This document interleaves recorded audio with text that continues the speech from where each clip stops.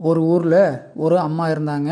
அந்த அம்மா தன்னுடைய பையன் ஸ்கூலுக்கு படிக்க போகிறப்போ காலையில் சாப்பாடு எடுத்துகிட்டு போகாமல் போயிடான்னு சொல்லி போட்டு அவனுக்கு ஸ்கூலில் கொண்டு போய் கொடுக்குறக்காக அந்த பள்ளிக்கூடத்துக்கு போகிறாங்க. ஸ்கூல் கூடுறதுக்கு முன்னாடியே போயிட்டாங்க. அந்த ஸ்கூலுக்குள்ளே அப்போ தான் நுழையிறப்போ அங்கே இருக்கிற சில பையனுங்க பார்த்துட்டு, ஏய் இங்கே வர்றா, ஒத்தக்கண்ணு உள்ள பூச்சாண்டி வர்றாடா அப்படின்னு சொல்கிறான் ஒருத்தன். அதில் இன்னொருத்தன் வந்துட்டு, ஏய் அவள் பைத்தியக்காரிடா, ஜாக்கிரதை நில்லுங்கடா அப்படிங்கிறான்.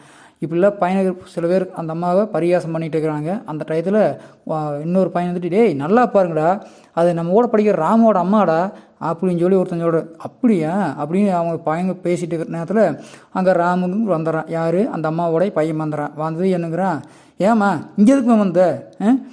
எனக்கு ரொம்ப அவமானமாக இருக்குது, உன்னை பார்த்தாலே அருவருப்பாக இருக்குது, ஒரு கண்ணு வேறு இல்லை, இப்படி எனக்கு இங்கே எதுக்கு என்னை அவமானப்படுத்துறதுக்கு வந்த அப்படின்னு சொல்லி கேட்குறான். அந்த அம்மா வந்துட்டு, இல்லைப்பா நீ மதியான சாப்பாடு மறந்துட்டு வந்துட்ட, அதான் கொடுத்துட்டு போகலான்னு வந்த அப்படின்னு சொல்லி போட்டு கொடுக்குறாங்க. சரி கொண்டா அப்படின்னு சொல்லி பிடுங்கிட்டு, இனிமேல் இங்கே வராது, எனக்கு ரொம்ப கேவலமாக இருக்குது அப்படின்னு சொல்லிட்டு அவன் போயிட்டான். இந்த அம்மாவுக்கு ஒரே மனசுக்குள்ளே வருத்தம், அழுகே வருது. சரி பரவாயில்லன்ட்டு வந்துட்டாங்க.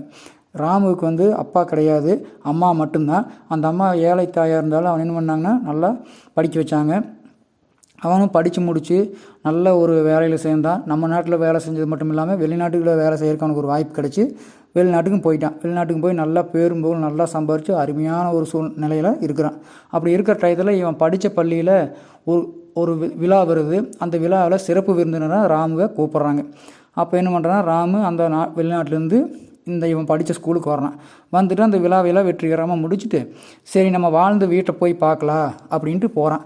போகிறப்ப அது ஒரு குடிசை. அந்த குடிசைக்குள்ளே நுழையிறப்ப பார்த்தா ஒரு சின்ன தெய்வம் ஒன்று எரிஞ்சிட்டு இருக்குது. அது கீழே அதுக்கு பக்கத்தாண்டி அவங்க அம்மா படுத்துக்கிறாங்க. ரொம்ப வயசாகி போச்சு, அதாவது பேச்சும் கூட பேச முடியாத ஒரு சூழ்நிலையில் ரொம்ப வயசான நிலைமையில் படுத்துக்கிறாங்க. இவன் பக்கத்தாண்டி போய் பார்க்குறான். அந்த அம்மா வந்து அந்த அம்மானால் பேசவே முடியல.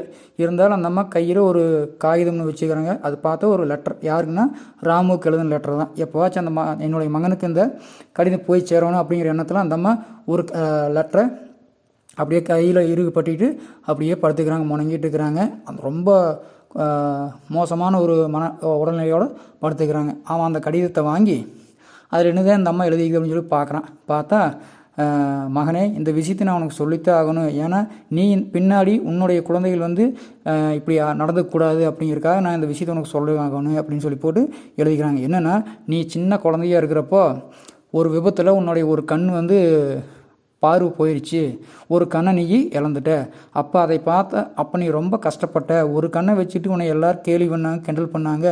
எல்லோரும் அப்படி பண்ணுறத பார்த்துட்டு என்னால் தாங்கவே முடியலப்பா. உனக்கு வந்து அந்த கண் பார்வை மீண்டும் வரணும் அப்படிங்கிறதுக்கோசரம் நான் என்ன பண்ணேன்னா, ஊரெல்லாம் தேடி பார்த்து ஒரு நல்ல டாக்டராக பார்த்து என்னுடைய கண்ணை எடுத்து உனக்கு நான் வச்சுட்டேன்.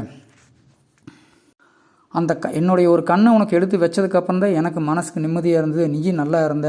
அதுக்கப்புறம் நீ நல்லா வளர்ந்து வாலிபனாகி படித்து இப்போ வெளிநாட்டுக்கு வேலைக்கு போயிட்டு தான் கூட நான் கேள்விப்பட்டேன். நீ எப்போ இருந்தாலும் நல்லா இருக்கணும், உன்னுடைய வாழ்க்கையில் நீ முன்னேறி நல்லா இருக்கணுங்கிறது மட்டும்தான் எனக்கு ஆசை அப்படின்னு சொல்லி அது எழுதியிருந்தாமா. அதை படித்து பார்க்க அவனுக்கு அப்படியே கண்ணில் தண்ணியாக வருது. ஓகே, அம்மா கிட்ட நம்ம இப்படி நடந்துருப்பேன்னு சொல்லி போட்டு அம்மாவை இப்படின்னு பார்க்குறான். அந்த அம்மாவோட உயிர் அப்போ தான் பிரியுது. இவனுக்கு ரொம்ப வருத்தமாக போச்சு. இப்படிப்பட்ட ஒரு அம்மாவை நாம் ரொம்ப இழிவாக பேசி இழிவாக நினச்சி நடந்துக்கிட்டோமே அப்படின்னு சொல்லி போட்டு ரொம்ப வெக்கப்படுறான். ஆனால் அந்த அம்மாவோடைய அன்பு வேணால் இவனுக்கு கிடச்சிருக்கலாம், ஆனால் அந்த அம்மாவோட உயிர் வந்து நீ இவங்ககிட்ட இருக்காது அப்படின்னு நினச்சி ரொம்ப வருத்தப்படுறான். நாமளுமே இந்த கதை மூலிமா என்ன தெரிஞ்சுக்கணும்னா, நம்ம மேலே அம்மா வச்சுருக்கிற அன்பை வந்து என்றைக்குமே நம்ம அதை திருப்பி செலுத்த முடியாது. ஆனால் அவங்க நல்லா இருக்கணும், அவங்க காட்டுற அன்பு வந்து நம்ம அதுக்கு எதிராக எதுவும் பேசாமல் இருந்தாலே போதுமானது. நம்ம அம்மா ரொம்ப சந்தோஷமாக இருப்பாங்க அப்படிங்கிறது புரிஞ்சுட்டு நடந்துட்டாலே போதுமானது. இந்த கதை வந்து உலகத்தில் இருக்கக்கூடிய அத்தனை தாய்களுக்கும் என்னுடைய சமர்ப்பணமாக வழங்குகிறேன்.